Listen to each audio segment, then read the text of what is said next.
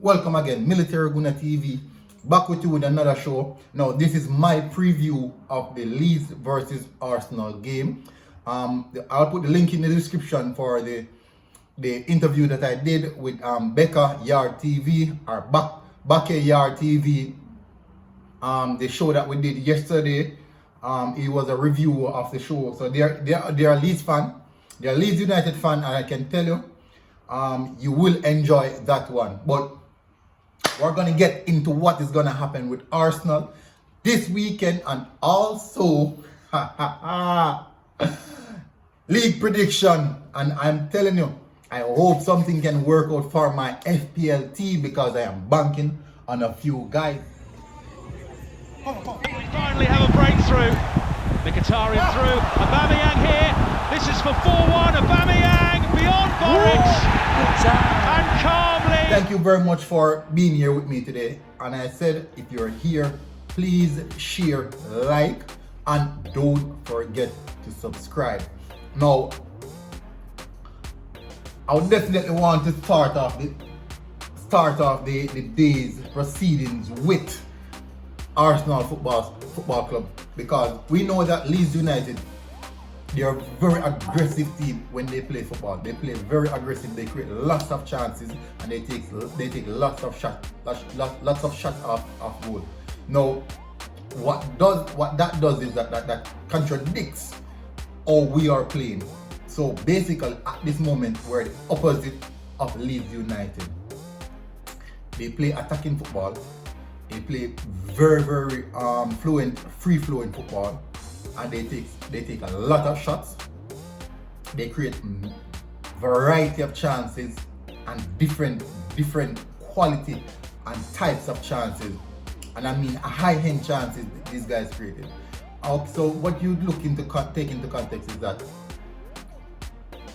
we are definitely the opposite, because we're not taking any shot, we're not creating any chance, and we're playing extremely defensive. So we're totally the opposite of Leeds. But what I do know is that we have a switch in which we can just switch on just like that. And my problem is that we switch on for games that we choose to, and I believe that is not a good personal trait, because at the end of the day, we all want to win games and we all want to play good. But you cannot only win games whenever you think that you want to play good, or when you think. You can't just turn up on match day and think or believe that you're just going to roll over some team. Now,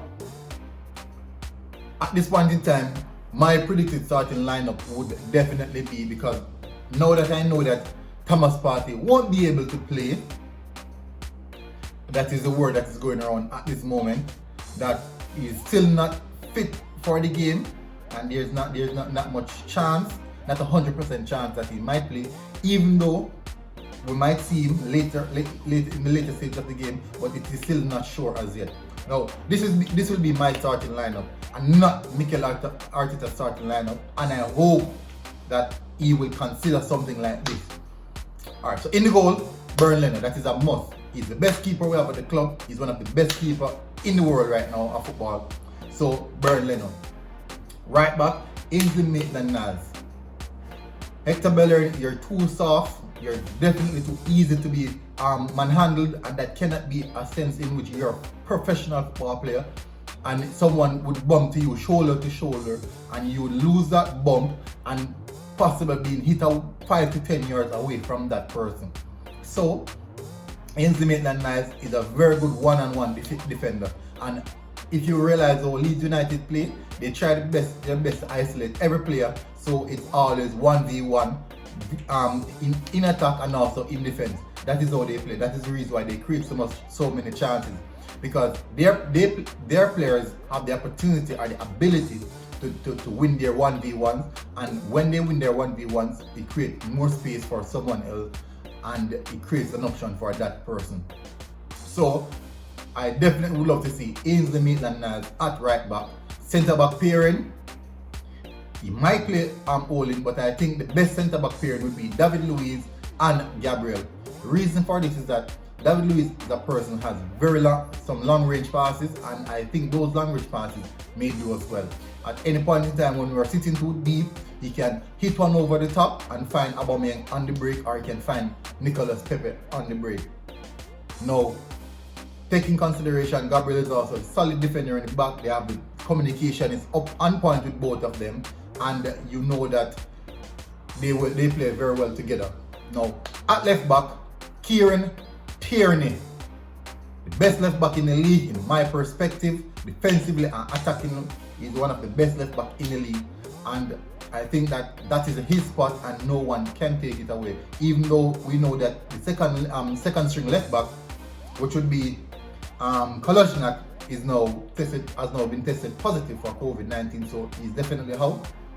But at this point in time, Kieran Tierney is the left back option, and he's the best one also. Now, my formation is 4-2-3-1. In the double pivot, I would love to see Thomas Partey and Daniel Ceballos. Now, the reason why I would love to see both of them is that Daniel Ceballos is a player who loves the ball on his feet. He gives it, he collects, it goes, he collects again, he gives it again, and he retrieves it. That's how he plays. Now, this would grant Thomas Partey the opportunity to can pick variety of passes, and we know that he has this passing range in his locker, and he can pick them out at any time if he wants. So, playing alongside with someone that you can play 1 and 2 passes with and dismantle the midfield would definitely suit Thomas Partey. So Dani Ceballos and Thomas Partey would be my preferable midfield pair.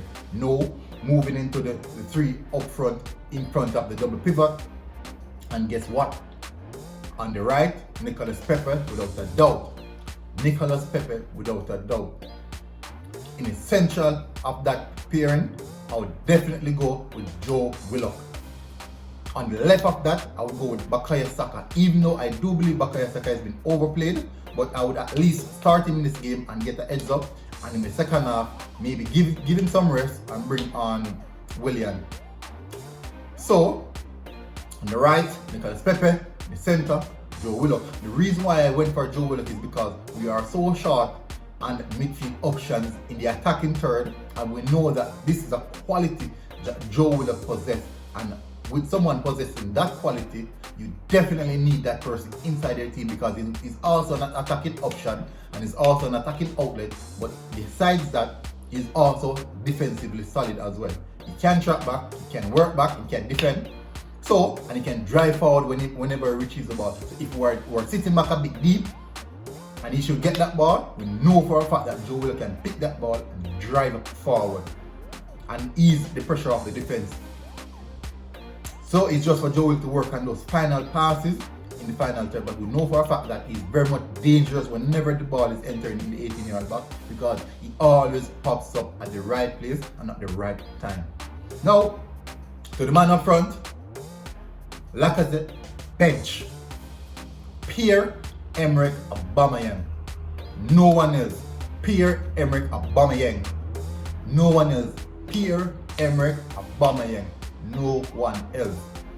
This is no time for Lacazette to sit on the bench. Lacazette has to sit on the bench and play some play against Dundalk or FC Mold or Mold FK. Play against those teams.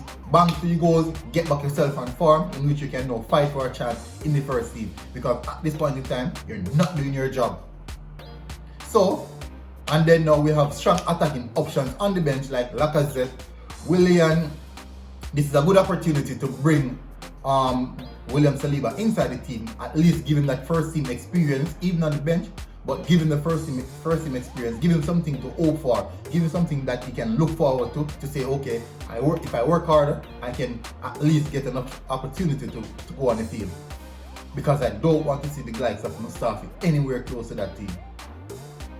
Now, so we have Willian on the bench, we have Reece Nelson on the bench, we have Bellerin on the bench, we have Saliba on the bench. So these are a variety of options that we have on the bench that we can track back to if we're in problem and we need an attacker or we need to close out the games. We have these types of players.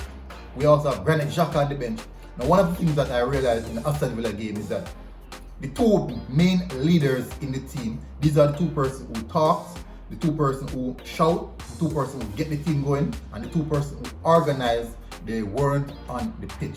They are David Luiz, Granit Xhaka. These are the two persons who are when the situation gets rough, they dig in and they fight and they control. These are the type of person where they take control whenever the situation gets rough. So we need these type of players on the field at least at one at any given time. Aubameyang is not a lead, is not that type of leader. He's a leader that leads from the front by doing. So that is my team lineup. Let's go again. Let's go through it. Burnley in goal. Ainsley Maitland-Niles at right back, because when Ainsley Maitland-Niles play at right back, we see the best of Nicolas Pepe. So we have Ainsley Maitland-Niles at right back. So we have Gabriel and David Luiz centre back pairing. Tierney left back. Double pivot of Ceballos, Thomas Partey. Oh, Thomas Partey won't be able to play. Oh, that is if he's available. But it will be Granit Xhaka, Ceballos, because El Nini is out as well. OP comes back, he's okay at the moment. But that means Granit Xhaka and Ceballos in the midfield pairing. And on the right, Nicolas Pepe. In the central, Joe Willock, central attacking midfield position, Joe Willock. On the left, you have Bukayo Saka. Up top, we have Pierre-Emerick Aubameyang. That is my starting lineup, and my prediction for the game is Arsenal 2, Leeds United 1. They always score, doesn't matter what the situation is. If they're losing, they still have something in the back to score. Now, let's go into the weekend prediction. Newcastle versus Chelsea. I didn't want to do any scoreline, but because normally I get the outcome right, but I don't get the scoreline. But Newcastle versus Chelsea, I see this one. Chelsea 4, Newcastle 1. Aston Villa versus Brighton. Aston Villa 2, Brighton 2. Tottenham versus Manchester City. Manchester City 3, Tottenham 1. Manchester United versus West Brom. Manchester 3, West Brom 0. And moving to Sunday, Fulham 2, Everton 3. Sheffield United versus West Ham. You have West Ham 1, Sheffield United 1. Leeds versus Arsenal. As I said before, 2 Arsenal 2, Leeds 1. And Liverpool versus Leicester. I see that game going Leicester 2, Liverpool 1. And moving to Monday, we have Burnley versus Crystal Palace. And I see that going Crystal Palace 3, Burnley 1. Wolves versus Southampton. Wolves 1, Southampton 1. And that is the weekend prediction. Now, what I want to do is watch this. When you watch this preview, come back to this preview Monday morning and put in the scoreline and see how well I did. I'll be rewatching this and I'll be taking the scores. So what I'll find out is that, and I'll make a judgment, and whosoever gets the correct scores for even the Arsenal game, I will highlight it in my next video, and whosoever comment I would say get the most likes, I would definitely highlight it in my next video. So thank you very much for tuning in again to the Military Guna TV show. Before you go, please drop a like and don't forget to subscribe. And this is Military Guna, and I am out.